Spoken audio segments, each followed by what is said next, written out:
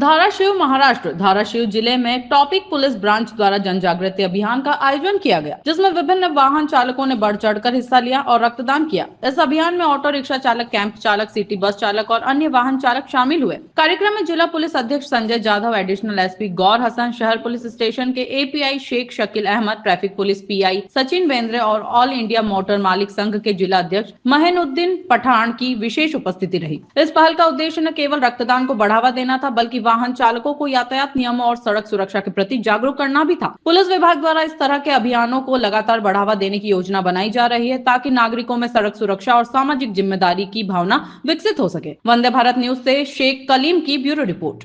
अभियान 2025 अंतर्गत वाहतूक शाखा धाराशिव यांच्याकडून तमाम चालकांना विनंती आहे की सर्वांनी हेल्मेट वापरावं, सीट बेल्ट लावावेत आणि सिग्नलचं पालन करावं। आणि विशेषतः शहरामध्ये फिरणारे जे काही बुलेट धारक आहेत, ज्यांनी मोटरसायकलचे सायलेन्सर बदललेले आहेत, त्यांनी ते तात्काळ काढून घ्यावेत आणि प्रशासनाला आणि सर्वसामान्य नागरिकांना सहकार्य करावं। अन्यथा त्यांच्यावरती आपण कारवाई सुरूच केलेली आहे आणि ती कारवाई यापुढे देखील सतत चालू राहणार आहे।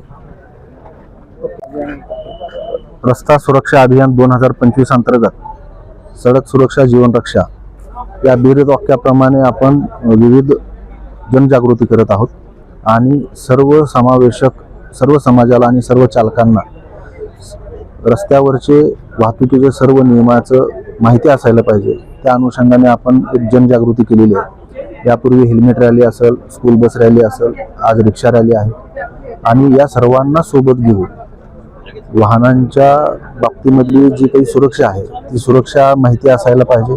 त्या अनुषंगाने जनजागृती केलेली आहे आणि आज त्या सर्व चालकांची नेत्र तपासणी आणि आज रक्तदान शिबिर आपण राबवित आहोत। हेल्मेट सक्ती केलेली आहे आणि आज माननीय पोलीस अधीक्षक श्री संजय जाधव आणि माननीय अपर पोलीस अधीक्षक श्री गौर हसन यांच्या मार्गदर्शनाखाली आज नेत्ररोग शिबिर आणि रक्तदान शिबिर आज आपण राबवित आहोत।